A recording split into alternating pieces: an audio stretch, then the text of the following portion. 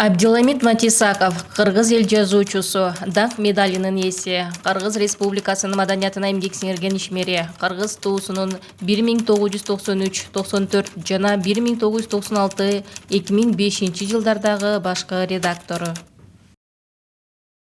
Жалпы биздин кыргыз элибиз дагы бир айдан кийин биздин даңктуу күнүбүздү, даңктуу гезитибиз Эркинтоонун чыкканына 100 жылдык мааракесин белгилегенине турат. Коомчулук Эркинтоонун чыгышы бул чоң тарыхый окуя кыргыз эли үчүн. Анткени Эркинтоо гезити бул кыргыз элинин алипеси, кыргыз элинин университети деп айткым келет. Анткени Эркинтоо гезити биринчи жолу кыргыз элин агартуучулукка маданий, адабий мейкиндик алып чыкты да.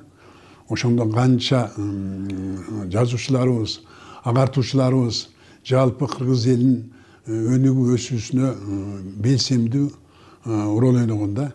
Мен ошол Эркинтоо гезитинин Büyük Кыргыз туусунун башчысы болуп, жетекчиси болуп, ошол гезиттин 2 жолку 75 жылдыгын, 80 жылдык мааракелерин өткөргөн адам катары ушул даңктуу 100 жылдыгын көрүп, катышып отурганымды өзүмдү абдан чоң сыймык катары көрөм.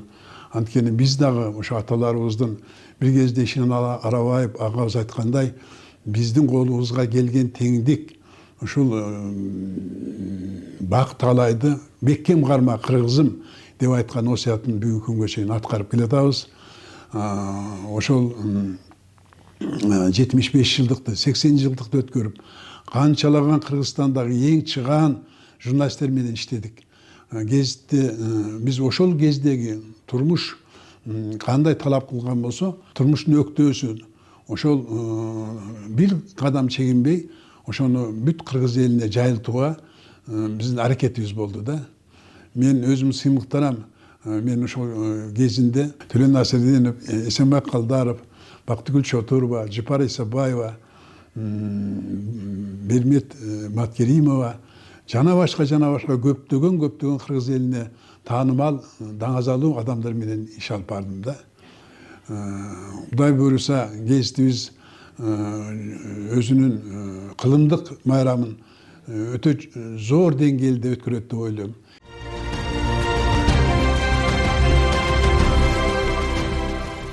Мен өзүм ойлойм да, ушул 100 жылдыкта Эркинтоо гезити, Büyük Кыргыз туусу өзүнүн төшүнө Манас орденин такат деп элестетем да өзүмчөчү. Анткени ага татыктуу биздин Кыргыз туусу гезити. Ошол биздин салтанаттуу чоң аудитория, филармонияда өтүүчү салтанатка бүтүндөй мамлекет башчыбыз баш болгон бүтүндөй кыргыз интеллигенциясы катышып, ушу тоюбузду бийик деңгээлде белгилеп, алдыда турган милдеттер, өткөн артыбызга кылчайып, кандай байсалдуу иштер болду, ошонун баардыгын ортого салып биз чоң талкуулап ала турган бир мүмкүнчүлүк түзүлүп атат да. Ошол эле учурда бүгүнкү күндөгү кыргыз туусунун абалына мен абдан чындыгында өзүмдүн бир тууган гезитим катары ичим аябай ачышат. Анткени ушул финансылык маселе, мамлекеттик колдоо, жакшынакай колдоо тапкан болсо, жамаатка дагы, ошондо иштеген журналисттерге дагы чыгармачылыгына, өсүп өнүгүүсүнө, мыкты гезит чыгаруусуна абдан жакшы өбөлгө болмок. Мен ойлойм, ушул 100 жылдыкта, Кудай буйруса 100 жылдыкты белгилөө мааракесинде гезитке өкмөтүбүз, биздин мамлекет башчыбыз өзгөчө көңүл буруп, алардын материалдык техникалык базасын, ошолордун материалдык жагына көз салат деп, мындан ары биздин көзгө басар тарыхый чоң гезитти өзүнүн карамагына алып, финансылык каржылоону баштайт деген үмүтүм бар. Анан албетте ушул юбилей болгондон кийин, маареке болгондон өзүнүн жакшы бир нишаналары болот да. Ошондо жамааттын алдыңкы мыкты журналисттерине көп жылдык эмгегине жараша мамлекеттик сыйлыктарды берүү жагы дагы каралат деп мен ойлойм. Анткени эмгек өзүнүн баасын алганда гана ал ошол жерди, ошол гезитти, ошол жамаатты даңазалай берет деп эсептейм.